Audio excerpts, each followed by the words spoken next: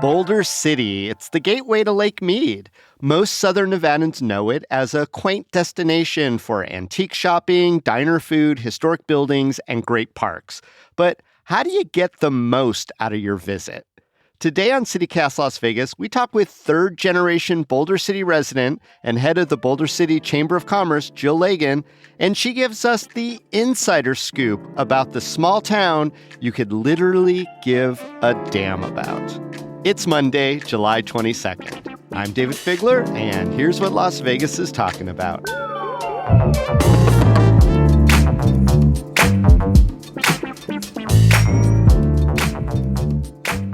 Jill, tell me about your connection to Boulder City. So family's been born and raised here, and my mom and dad both graduated in 1962. And previous to that, my granddaddy came with the Coast Guard. He was here as they were doing some of the seismic testing of the lake as it was filling, so that they kind of understood what that pressure looked like. And then my maternal grandfather, he was also with the Bureau of Mines and did a lot of work in the tunnels that they were creating when they built the dam. So what year did your kinfolk first start arriving in the area?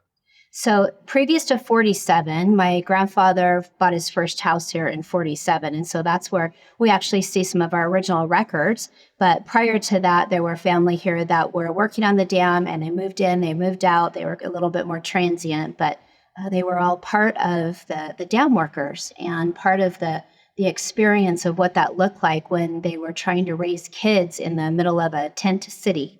Yeah, absolutely. Now, I mean, it's hard not to talk about Boulder City without talking about the dam and also, the bad puns.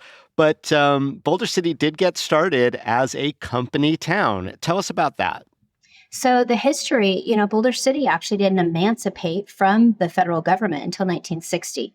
And so at that time, it actually became a city with a regular city manager form of government, elected officials. But prior to that, it was a government town. And so it had attachments to a gentleman that basically his decision was what time you came and went, when the city gates were open and shut, the type of people that lived in the area. And so it was also one of the first master plan communities. And I realized that there's some give and take there that I don't know that I would want to work for a government town where you had to kind of come and go on somebody else's terms. However, in this particular community, it was such an inspiration, and that managed look, that little bit more of a micromanager that he was, Frank Crow really did have some insight and foresight that really led to who and what Boulder City is today. The planned community, the nature of the community surrounding the historic district is at that time, very timely. And for us, it has really created that sense of place. You mentioned Frank Crow. Who is that? So that gentleman was the one that led the efforts in the building of the dam. And he also was credited with having it end actually before its deadline and under budget, which I don't think that we've ever heard that before in the federal government. So super impressive. And I know that it sounds to me from some of the stories and some of the information that we can read in history, he probably was not the easiest person to work for. However, that is something to be recognized, and in doing so, we actually have a statue that was dedicated to Frank Crow that is in the middle of Sundial Park here in Boulder City, and at Crow Park is actually where our community tree is. Oh, nice. Where else can we find hidden pockets of Boulder City history that are still visible around the town today? So all over the historic district, and we really honor that. We spend a lot of time trying to make sure that we can somehow represent the importance of what our founding fathers had started, some of the art, some of the just a nod to the importance, such as some of our statues. We have a beautiful statue in the historic district that is a beautiful female that's actually hanging laundry. And the idea behind that is there were women that were behind those dam workers. And something that we don't think about is that support at home that allowed those men to do the dangerous work that they did and the hot, tiring work that they did here in our dry desert, and allowed the families to be taken care of and things to be handled at home. Also, inside the Boulder Dam Hotel, where the museum is housed and the archive is housed, And there's a fabulous museum there that people can go and take a free tour. It is very interactive. It tells a lot about those families, that history, but it also really explains the building of the dam, the importance at the time, the taming of the river, the allowing for us to make sure that we had the power generation, hydropower and solar power and some of these other renewable energies that Boulder City is home to. Just amazing that we're thinking about those things that make life easier and very important to the life sustaining process. Also, the theater, Boulder Dam Theater, is right there across from the Boulder Dam Hotel, and such a beautiful theater that now is currently owned by Desi Arnaz Jr. Something that also is very smart to recognize the value of now, because that was actually where the gentlemen that were working on the dam during those hot desert days, they would go to the theater on a daily basis and cool off because it was the first air-conditioned building in Boulder City. Oh, wow. And you mentioned Desi Arnaz Jr., the son of Lucille Ball and Desi Arnaz, owning that building. One fact that I love sharing with people, Jill, is how Boulder City is one of only 2 towns in Nevada where gambling is prohibited. Could you tell us about the history of that, and maybe also what's it like living in Nevada in a place where there's no gambling allowed? It's amazing, and it's what makes us unique, correct? So because of it, you have the ability to kind of get away. You don't walk into a gas station and have to hear ding, ding, ding, ding, ding, ding. And it's a little bit of a respite. It allows for people to come here to relax, to kind of get away from things. And hence why our slogan for so many years was a world away for a day. The gaming aspect back in 1960, when we did emancipate from the federal government, that was something that was up for the public and our local leaders to make that determination. Yeah. Now, we should mention that the federal government had prohibited it when the Boulder City concept was created, presumably because they didn't want dam workers blowing all their wages in the place where they lived. Though it didn't stop them, I think, from driving to, nearby Las Vegas, which probably helped us out a lot. But what happened in 1960 when it became a matter of public vote? So at that time, they decided they had 3 options if they wanted to keep gambling, keep drinking, and or all. Or none. I guess they had 4. They had 4 options. So the citizens at the time determined that they really could live without the gaming, that they could drive to get to that, and that at that point, it also was really smart because the workers and the people who were there, they had more family life. It was a much more family related area, and so that wasn't such a big deal to get rid of. And it also, in my opinion, was wise because it allowed Boulder City to be a little bit different, to be that respite, that getaway. But then when it came to prohibition on alcohol, that was something they just couldn't live without. And so they do allow for that here in Boulder City. Well, yeah, you need a little drink sometimes, especially if you've been working hard all day at the dam. Well, Jill, if you were going to take us for a perfect day around Boulder City, drinks or no drinks, where would you take us? What would we see and where would we eat? So I think that you have to come for adventure. And we kind of play this in 2 different directions. If you're coming out for adventure, such as skydiving, or maybe you're kayaking or doing a raft trip, or maybe you're coming to go mountain biking through Bootleg Canyon.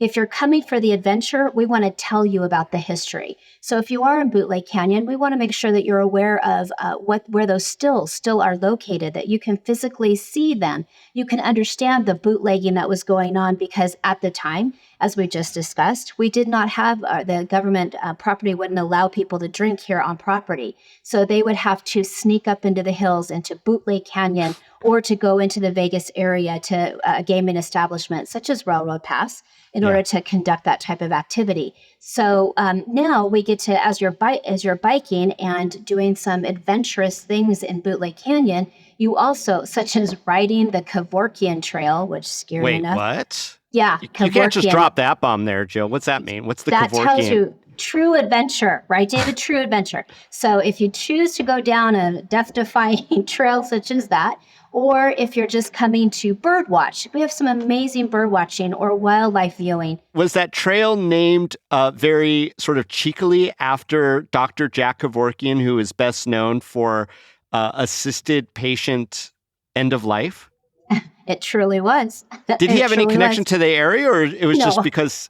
Oh, you no, got to give me a little more on this, Jill. I think it was just because at the time he was very much in the news. There's a lot of conversation, and Brett Thompson was the trail manager at the time. He was the one that actually created those trails and allowed us to use have such a tourism offering, such as Bootleg Canyon, was Yeah. really because of him. And he's the one that named that trail. Wow. It tells Okay. you how dangerous it is, right?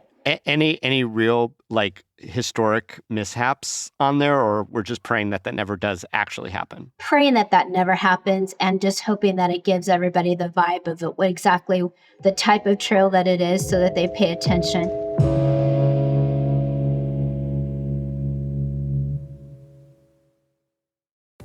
Hi, I'm David Plotz, the CEO of CityCast. The best way to learn a language is immersion, living where the language is spoken and using it every day. That's how I learned French as a kid. But if that's not in the cards for you this year, you can still learn a language the second best way, and that's with Babbel. I live in a city with a huge immigrant population. You probably do too. And in my hometown, a lot of my new neighbors speak Spanish as a first language, and we have lots of great Mexican and Central American and South American restaurants and stores. I wanted to be able to communicate just a little bit better with some of my neighbors. So I started with Babbel, the science-backed language learning app that actually works. And after just a few extremely enjoyable weeks learning Spanish with Babbel, I've already gotten comfortable ordering at a restaurant and eavesdropping on my girlfriend's conversations with her mom. Look, learning a language isn't always easy, but with Babbel it is fun and it feels useful, basically immediately. That's why Babbel has over 16 million subscriptions sold. Plus, all of Babbel's 14 award-winning language courses are backed by their 20-day money-back guarantee. Here's a special limited-time deal for CityCast listeners. Right now, get up to 60% off your Babbel subscription, but only for our listeners at babbel.com/citycast. Get up to 60% off at babbel.com/citycast. Spelled BABBEL.com/citycast. Rules and restrictions may apply.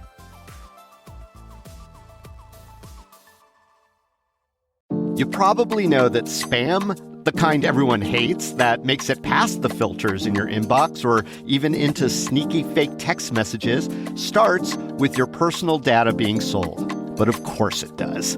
Apparently, every day, data brokers collect and sell your personal information to third parties. This means your address, phone numbers, health and financial records, even your social security number is out there for the taking.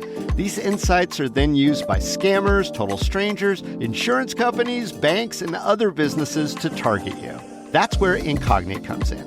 Incogni scrubs your personal info from the web. Simple as that, and it only takes 3 minutes to set up. They tackle 180 plus data brokers and people search sites, and there's a 30-day money-back guarantee. Protect your data, your time, and your sanity. Go to Incogni.com and use the code CityCast for a 55% off their annual plan. That's spelled out INCOGNI.com. Well, if you just wanted to chill for the day in Boulder City, and I've done this before, where would you take the person around for that perfect day? I really think they want to understand the history. And I think just have them park within the historic district and let's get out and enjoy as a pedestrian what that looks like. We've got great antique shops and wonderful little boutique shops. Those specialty stores are mom and pop operated, and they just have so many amazing young staff members that are working that are family members, entrepreneurs that have worked so hard to try to be successful in this economy where everything at this point is, well, just get online and buy it from an online retailer. Any names of any specific spots? I mean, you're the head of the chamber. You could give some shout outs here. We're not beyond that. We like that. Oh, well, thank you. And so there's so many to name, but some of our favorites that are boutique-like are like Bloom. So Bloom also has a secondary location at the district in Henderson. And so they are one of those operators that has a merge of old and new. Or if they're looking for traditional antiques, we also have Sherman's Antique Market and many of those other locations within the historic district. They're all within the walking area. Yeah, they just kind of come on you as you're bouncing around that very small retail area, but it's like, oh, there's a shop. Oh, there's one too. Different hours, but yeah, they're really cool when you even peek through the windows. That's exactly right. Let's just do a little window shopping. We also have some wonderful restaurants. I would highly recommend any of the restaurants in the downtown area. The most recent opened in the Boulder Hotel. That is Restaurant 1933 and Hangar 502. Both are highly sought after. They're wonderful. They've got great customer service. Cornish pasty is there in that historic district area. The ever popular Coffee Cup. So we've just got, so many different places. If you're just coming for coffee, a couple different coffee locations, Browder Books and Dam Roast. And then we also have Boulder City Company Store. I actually, if I were going to suggest anything, I would ask for people to check out the Best Dam Wine Walk. You check in at the check-in location, which is in Frank Crow Park, right behind the bust of Frank Crow. You check in there, and then we send you with a map around the historic district. You will literally walk through all of the district and be able to see all of those different shops that are participating, as well as all the bars and restaurants. I also want to shout out, whenever I go out to Boulder City, we try to make a stop in Hemingway Park because we love seeing the sheep. Can you tell us about that as a sort of draw just outside of town? So I'd love to be able to take credit and say that the Chamber of Commerce organized and brought in these bighorn sheep as if we were, in control of such things. However, they just have naturally found a home in Hemingway Park. And so we find them in the heat of the summer. You'll find them sitting in the shade underneath the salt cedars that line the outside edges of the park. And they're getting their water and some of their nutrition from the grasses. And then they'll head back up in the evening hours, come down in the morning, head back up in the evening as the sun sets into the mountain range that's right behind that park. Are there any famous sheep? I mean, have you given any names to any of the sheep, the recurring characters? So I don't know that any of those recurring characters are named, but I can tell you I have one. So we have one here at our office called Hoofer Ram. Hoofer Ram has a sidekick named Rhodey, and he actually even has a coloring book that we give out at Christmas time for the young people here in the area. Are you saying that there's just a wild ram that comes down and hangs out near the Chamber of Commerce offices? He might be cast iron at this point in time. Oh, yes. I see. Okay. We have had several rams here in the parking lot, but no, they don't hang out here. They're over there in the park where the green grass and shade are. They're much smarter than that. I love the ram cam. There's a camera that's fixed on Hemingway, and you could see the rams. It really is addictive. Have you ever kind of fallen into that as opposed to Candy Crush? Absolutely. You're spot on, David, because we have it up in a lobby on our board in the lobby. Oh, that's so cool. That's the best way for us to make sure that people know exactly how to go and where to go. And I will tell you on a daily basis, we'll get people calling, hey, are the rams out or the bighorn out? They want to make sure that they're here before they bring family out from Vegas. And so that ram cam has been a huge asset. And I know a lot of people are constantly watching it. Yeah, I mean, it is our Nevada state animal after all. Hey, Jill, you're preaching a little bit to the choir because I have loved taking day trips to Boulder City since I was a little kid. And even as an adult, places, including all the ones you've mentioned, but also like Milo Cellar for great wine and Boulder Bowl and Dillinger's for live music. There really has been an explosion as of late of newer places popping up. There's also a Starbucks. That was inevitable. I think that was going to happen. Also, you got a traffic light. I remember when that got installed. That was almost a little controversial because of the small town, right? You're right. Yeah. In small towns, a lot of things are controversial, right? Sure. We also have an A&W, and so that's super important. Don't I know it? I always have to stop at the A&W because it's a definite remnant. But growing up in Las Vegas, Jill, I also heard that Boulder City was, I don't know, like many small towns, a little, I don't want to even use the word hostile, but hostile to folks who didn't fit the mold. I remember late 80s, early 90s hearing there was even maybe a new age community with Desi Arnaz Jr. that had some kind of conflict with the powers that be. Is there weirdness under the folksy charm of small town Boulder City? I think there can be. I don't remember growing up. I know that there was conversation about that new agey group, but I don't remember it really being a big deal with them in the leadership. That I could be wrong, but I was too young at the time. But I also I just gave away how old I am. Sorry, but I do agree. And sometimes, having grown up here, I remember hearing from kids that went to school in Vegas that all said, "Oh, do you guys have running water out there?" It was like we were so far away, and we lived in this back world life, and it was never really like that. And so, absolutely open and welcome to all. I think the biggest factor is because it is a controlled growth community. It does have a price tag that can be a little bit higher than in other areas just based on the supply and demand. And so with that controlled growth ordinance, it does allow us to have a little bit of more of that small town Boulder City charm and that neighborhood friendly. It's great. I knowing that my kids can walk to and from school and that they're safe and that we have great activities that are happening in the parks and people can walk to and from and it's safe. That's a little bit of a different mindset. So I wouldn't say that people were excluded or ever not wanted. It's just sometimes I think that might be the mindset just because based on price. Yeah. And it's going to be a little bit more conservative. You'd agree with that, not all things that might go in a place like Las Vegas are welcome or even tolerated in a place like Boulder City. Is that fair? I can remember when we got a tattoo shop, Ragtown Tattoo. And when they came in, everybody was like, hush tones. Oh, we have a tattoo shop. And I will tell you, I absolutely love their owners and the people who are there. They have really added to the charm of Boulder City. They've actually moved into the historic district, are a part of our wine walk, and are very popular.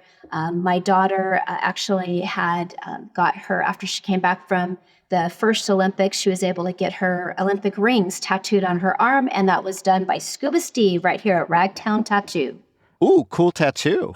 Hey, Jill, I really appreciate you coming in and sharing all the insights about Boulder City. You did mention your daughter and the Olympics. And before I let you go, I want to do a little shout out. I understand your daughter is going to be representing Boulder City at the 2024 Paris Olympics this month. Your daughter, Lexi, can you tell us what her role there is? I sure can. We're very excited that she is going for the second time to Paris as a women's air pistol shooter. She will be representing the United States in this very sometimes controversial conversation when it comes to guns, but she is such an athlete and has such precision and spends a lot of time on things such as breath and trying to control her heart rate and the thoughts and all of those things. It's really impressive to see what these athletes are doing in all sports. Well, it's awesome hearing about Southern Nevadans who are representing in the Olympics, and we certainly wish her the best, and we'll be cheering her on. Jill Lagan, thank you so much for joining us on CityCast Las Vegas. Thank you very much. I'm honored and so excited to get to hear more of CityCast.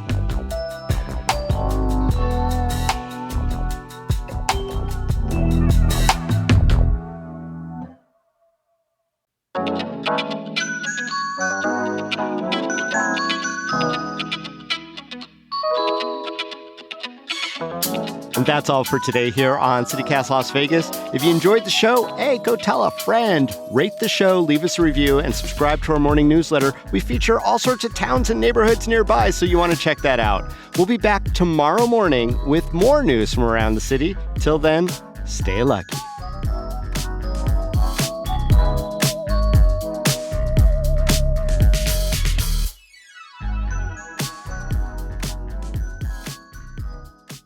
Also, Jill, I might be gazing off. Sonia and I communicate in a document, so it just means I'm reading what she's saying and I'm not having a stroke, so you don't have to call 911 or anything. All right. All right. Just blink if you're kidnapped. Yeah, exactly.